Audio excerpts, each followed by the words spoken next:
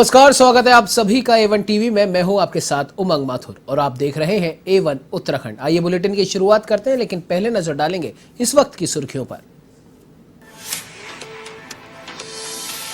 उत्तराखंड के मुख्यमंत्री पुष्कर सिंह धामी ने की उत्तर प्रदेश के मुख्यमंत्री योगी आदित्यनाथ से मुलाकात। उत्तराखंड की परिसंपत्तियों सहित अन्य मुद्दों पर भी की चर्चा। बोले 21 साल से चल रहा विवाद हुआ खत्म, अधिकांश मुद्दों पर भी बनी सहमति।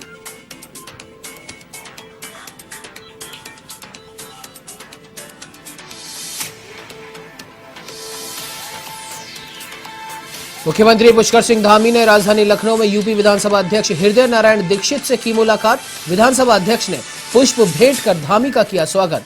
दोनों के बीच थी ये शिष्टाचार भेंट।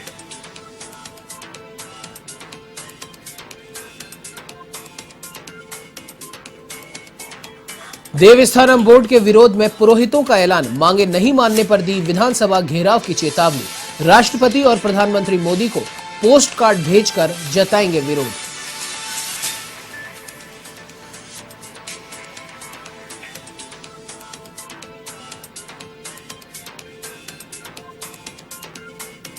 बीजेपी छोड़कर कांग्रेस में शामिल हुए पूर्व मंत्री यशपाल आर्य का विरोध हुआ तेज। कांग्रेस और किसानों ने किया विरोध।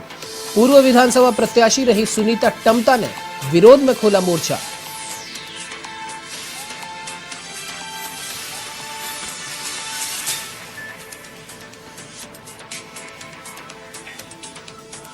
अल्मोड़ा में सल्ट से निधाम निर्माण की कवायद शुरू। शहीदों के घरों से पवित्र मिट्टी का एकत्रीकरण का कार्य शुरू। बीजेपी विधायक महेश जीना शहीदों के घरों से ला रहे हैं पवित्र माटी।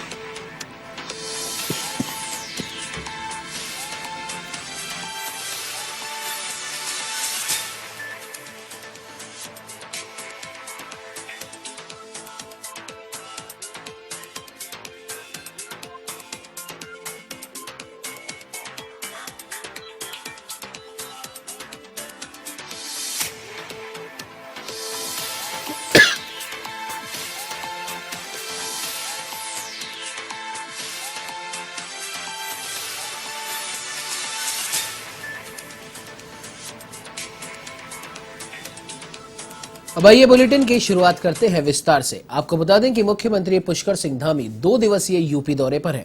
इसमें मुख्यमंत्री धामी ने लखनऊ में उत्तर प्रदेश के मुख्यमंत्री योगी आदित्यनाथ से शिष्टाचार भेंट की। इस दौरान मुख्यमंत्री धामी ने उत्तराखंड से जुड़े विभिन्न विषयों पर भी चर्चा की। इस अवसर पर उत्तराखंड के कैबिनेट मंत्री यतीश्वर आनंद भी उपस्थित रहे। इस मुलाकात के दौरान मुख्यमंत्रियों के बीच दोनों राज्यों के पुनर्गठन आयोग के तहत परिसंपत्तियों को लेकर समाधान निकालने के प्रयास किए गए। चुनावी साल में मुख्यमंत्री धामी उम्मीद कर रहे हैं कि उत्तर प्रदेश सरकार राज्य के लंबित मसलों के हल निकालेगी। ये संयोग ही है कि उत्तर प्रदेश की कमान योगी आदित्यनाथ के हाथों में है, जो कि उत्तराखंड मूल के हैं।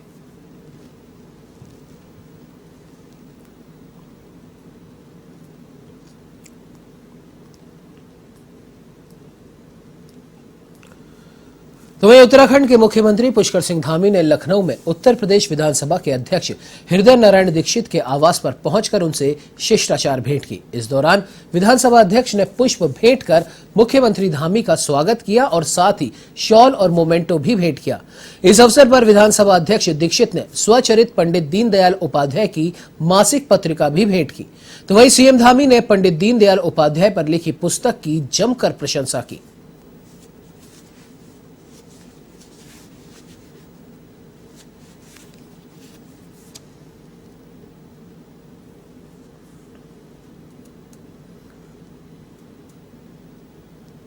खबर उत्तराखंड के डोईवाला से है, जहां कांग्रेस ने पूर्व मुख्यमंत्री हरीश रावत के नेतृत्व में पदयात्रा निकाली। इस मौके पर हरीश रावत ने राज्य और केंद्र सरकार पर निशाना साधते हुए कहा कि महंगाई की मार से हर घर त्रस्त है, बेरोजगारी अपने चरम पर है, जिसके चलते नौजवानों में भारी आक्रोश है। साथ ही गन्ने का मूल्य घोषित न होने के चलते किसानों में भी काफी गुस्सा व्याप्त है। ऐसे में आमजन की समस्या को लेकर कांग्रेस प्रदेश भर में विरोध प्रदर्शन कर रही है और ये 16वीं पदयात्रा है। तो वहीं परवादून के कांग्रेस प्रभारी सुमेश शौकीन ने कहा कि भाजपा सरकार में आमजन ठगा सा महसूस कर रहा है।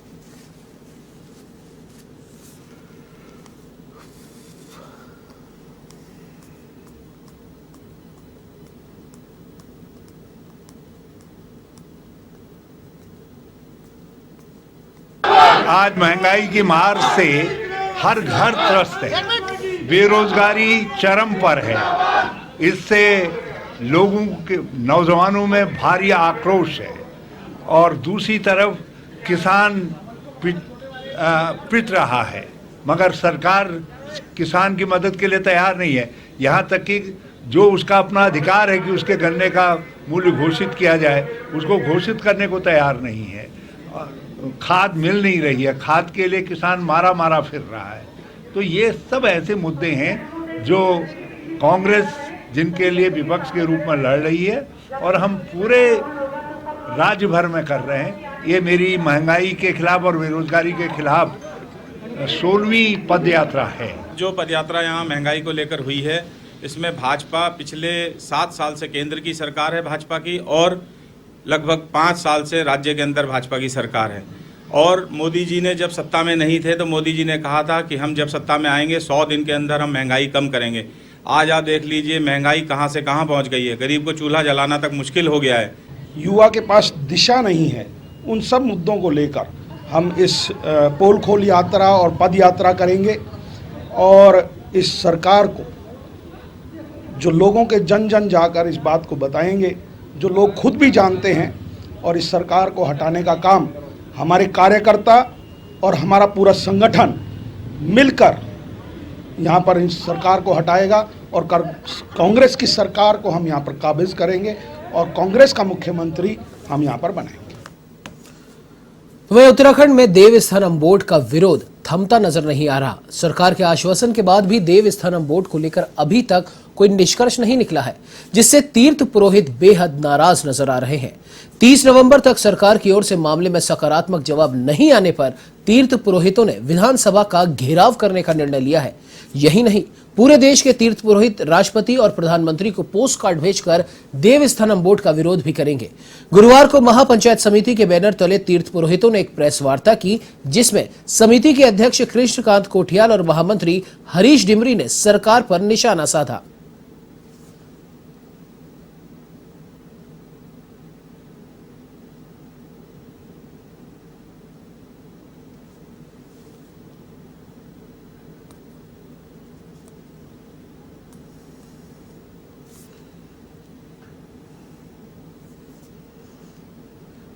तो वही देहरादून में बनने वाले सैन्य धाम को लेकर 15 नवंबर से 7 दिसंबर तक प्रदेश भर के सभी शहीद सैनिकों के घर के आंगन से मिट्टी एकत्र करने का अभियान चल रहा है, जिसके चलते जिला सैनिक कल्याण एवं पुनर्वास समिति द्वारा बाजपुर के ग्राम हरिपुरा हरसान में शहीद तारा सिंह दसौनी के घर के आंगन से एक कलश में मिट्टी एकत्रित की गई। आपको बता दें कि प्रधानमंत्री नरेंद्र मोदी ने उत्तराखंड में 4 धाम के साथ सैन्य धाम को 5वां धाम बनाने की घोषणा की थी, जिसे लेकर प्रदेश सरकार ने तैयारियां शुरू कर दी हैं। उन्होंने कहा कि बाजपुर में 3 शहीदों के घरों से मिट्टी एकत्र की जाएगी।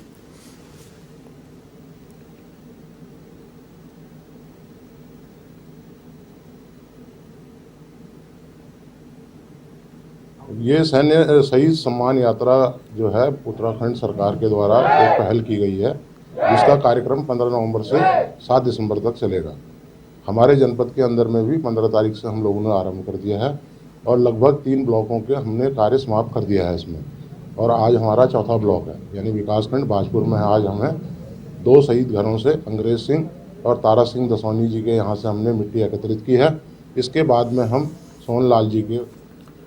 खबर उत्तराखंड के बाजपुर से है, जहां भाजपा से कांग्रेस में आए पूर्व कैबिनेट मंत्री यशपाल आर्य का विरोध अब बढ़ता जा रहा है।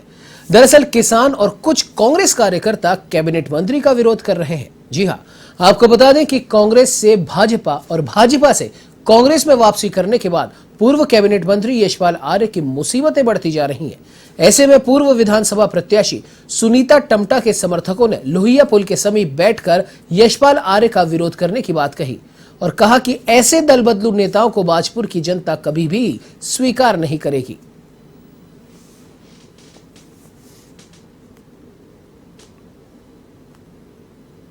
अगर यशपाल आर्य जी यहां से चुनाव कांग्रेस पार्टी से लड़ते हैं, डटकर विरोध होगा, चाहे हमें नोटों दबाना पड़े। बिल्कुल यशपाल आर्य को वोट यहां से नहीं दिया जाएगा। अगर वो किसानों के साथ खड़े थे 11 महीने पहले, क्यों नहीं खड़े हुए? आज उनको क्यों दिखा कि मैं हार रहा हूं यहां से? आज सुनीता जी का हक क्यों छीन रहे हैं वो? वो कहते हैं मैं विकास पुरुष हूँ। 3 साल पहले हमारे यहाँ से उन्होंने बड़ी बड़ी घोषणा करी, कोई घोषणा उनकी सिरे नहीं लगी। 5 साल से एक सड़क, 10 साल उनका कार्यकाल रहा, मडैयों चौराहे से लेकर महुआ खेड़ा तक एक सड़क है जो आज तक वो 10 साल में नहीं बना पाए। सर यहाँ पे ग्रामीणों के बैठ के बीच में मीटिंग हुई थी कि जो सबसे पहली बात है, जो भारी प्रत्याशी आएगा उसका काले झंडों से स्वागत किया जाएगा बिल्कुल, और घर घर में जाके बैठक कर ली गई है। और जो ये दल बदलू है इसे बिल्कुल दल बदलू को गांव में नहीं आने दिया जाएगा जब तक चुनाव क्लियर नहीं होता, जब तक चुनाव टिकट क्लियर नहीं होती तब तक। उससे पहले अगर घूमते हैं हमें कोई तकलीफ नहीं है, लेकिन चुनाव में अगर इन्हें टिकट दे दिया गया तो इनका बिल्कुल काले झंडों से स्वागत होगा 100%। सुमता टमटा भाजपा के लिए सारे ग्रामीण एक मत हो चुके हैं, पूरा इलाका इकट्ठा उनके लिए हो चुका है। तो वहीं रुद्रपुर कोतवाली क्षेत्र के रामपुरा में एक युवक ने 10 रुपए का लालच देकर नाबालिग बच्ची के साथ दुष्कर्म किया। इसके बाद डरी सहमी नाबालिग ने अपनी मां को आप बीती बताई, जिसके बाद परिजनों के होश उड़ गए।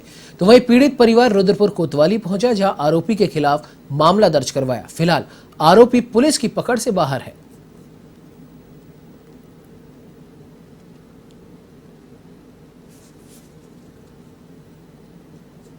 ये कल एक सूचना आई थी जिसमें एक छोटी बच्ची को लेके आए थे, उनके परिजनों द्वारा बताया गया इसके साथ कुछ घटना हुई है। उसमें तत्काल संज्ञान लेते हुए अभियोग पंजीकृत कर लिया गया है और उसमें अभियुक्त के बारे में जो बताया गया उसमें तलाश जारी है, टीम गठित कर दी गई है, जल्दी अभियुक्त को गिरफ्तार। श्री गुरु नानक देव जी के प्रकाश पर्व पर विशाल नगर कीर्तन निकाला गया, जिसमें फूलों से सजी पालकी श्रद्धालुओं के लिए आकर्षण का मुख्य केंद्र रही। तो वहीं महानगर कांग्रेस अध्यक्ष संदीप सहगल ने श्री गुरुद्वारा साहिब पहुंचकर इससे पहले विशाल कीर्तन भी निकाला। कीर्तन में सबसे आगे युवा निशान साहिब के प्रतीक को लेकर चल रहे थे, उनके पीछे तमाम संगत वाहे गुरु का उद्घोष करती चल रही थी। तो वहीं पावन पालकी का भी जगह जगह स्वागत किया गया।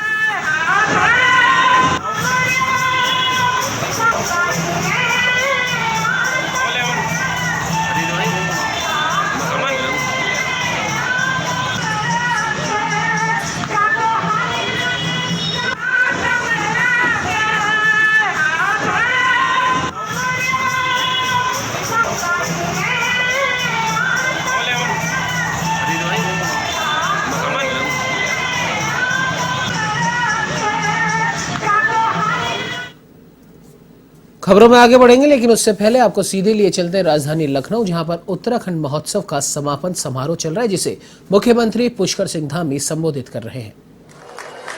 हमारे उत्तराखंड के किच्छा क्षेत्र से बहुत जुझारू और लोकप्रिय विधायक आदरणीय राजेश शुक्ला जी हमारे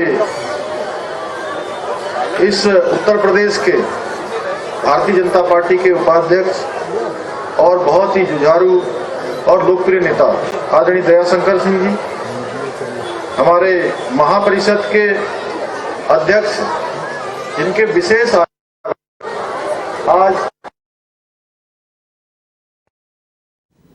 हो सका हूं। तो आप सुन रहे थे उत्तराखंड के मुख्यमंत्री पुष्कर सिंह धामी को, जो कि शिरकत कर रहे थे उत्तराखंड महोत्सव के समापन समारोह। आपको बता दें कि ऋषिकेश के सहायक श्रम आयुक्त के खिलाफ पंजीकृत श्रमिकों का गुस्सा भड़क गया है। श्रमिकों का आरोप है कि सहायक श्रम आयुक्त मजदूरों का उत्पीड़न कर रहे हैं। मजदूरों के लिए आने वाली तमाम सरकारी योजनाओं का लाभ उन्हें नहीं दिया जा रहा। श्रमिकों ने बाजार से तहसील परिसर तक जुलूस निकालकर सहायक श्रम आयुक्त के खिलाफ नारेबाजी करते हुए प्रदर्शन किया। तहसील परिसर में सहायक श्रम आयुक्त का पुतला फूंककर अपना गुस्सा भी जाहिर किया।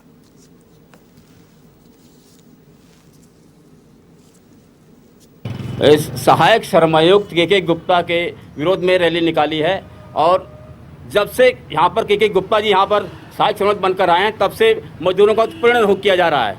रोजाना उनको जो है बंद करने की धमकी दी जा रही है, बंद कराने की तुम फर्जी हो, जबकि फर्जी कार्ड बनाने वाले यही लोग हैं। मोहर इनकी, साइन इनका, आखिर कौन बना रहा कार्ड? कार्ड तो ये लोग बनाते हैं। और जब से ये आए हैं तब से 6000 साइकिल आपकी देहरादून में सड़ चुकी हैं, लेकिन मजदूरों को नहीं दी गई। और पूरा ऑफिस का सामान से भरा पड़ा है, लेकिन आज तक उन्होंने आवंटित नहीं किया।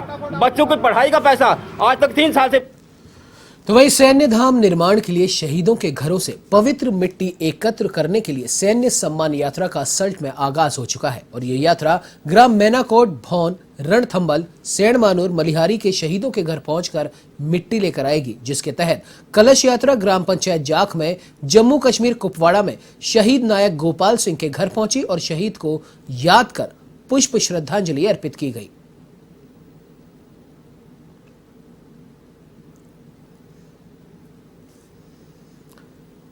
वहीं हल्द्वानी में लोक निर्माण विभाग के संविदा पर कार्यरत कनिष्ठ अभियंता का आंदोलन शुरू हो गया है। तो वहीं धरना दे रहे कनिष्ठ अभियंताओं का कहना है कई सालों से लोक निर्माण विभाग में वे संविदा पर कार्य कर रहे हैं और उनको अभी तक नियमितीकरण नहीं किया। उनका कहना है कि नियमितीकरण नहीं होने से उन्हें समय पर वेतन भी नहीं दिया जा रहा। करीब 11 महीनों से उन्हें वेतन नहीं मिला है।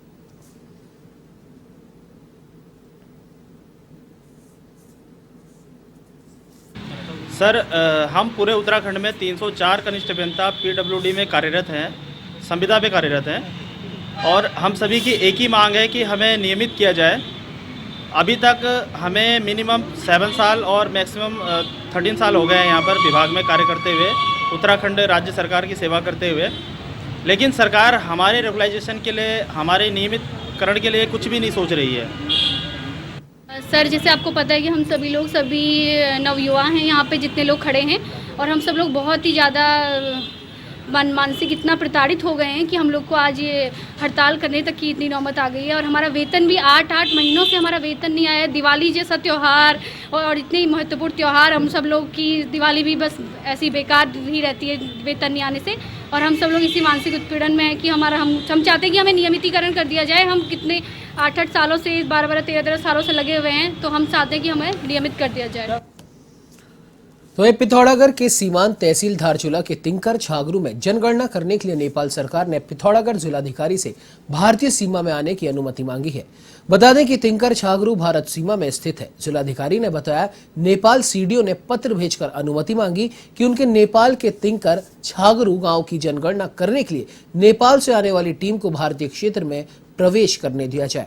साथ ही गुंजी नाभी गांव में भी जनगणना की अनुमति दी जाए।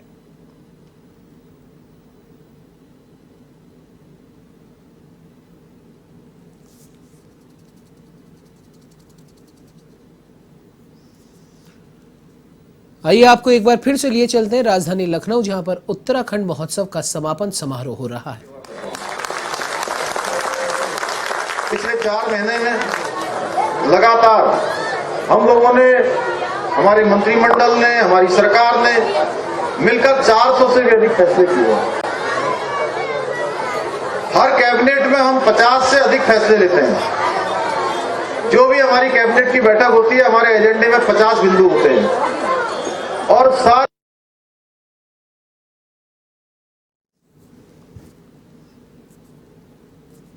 चलिए बढ़ते अगली खबर की ओर। आपको बता दें कि हल्द्वानी से भीमताल जाने वाले यात्रियों को अब जहां 10 दिनों तक दिक्कतों का सामना करना पड़ेगा, तो वहीं निर्माणाधीन रानीबाग पुल पर पहाड़ी पर कटिंग कार्य शुरू कर दिया गया है, जहां पहाड़ी को पॉकलैंड मशीन के द्वारा काटा जा रहा है। तो वहीं शादी का सीजन शुरू होने से अमृतपुर के स्थानीय लोगों के सामने भारी दिक्कतें आ रही हैं। लोगों का कहना है कि उनकी बारात को अब हल्द्वानी और ज्वेली कोट के लिए एक लंबा रास्ता तय करना पड़ेगा, जिससे यातायात के लिए वाहनों को अतिरिक्त किराया उन्हें देना पड़ेगा और साथ ही शादी के दिन उन्हें लंबा रास्ता तय करने में काफी समय लगेगा।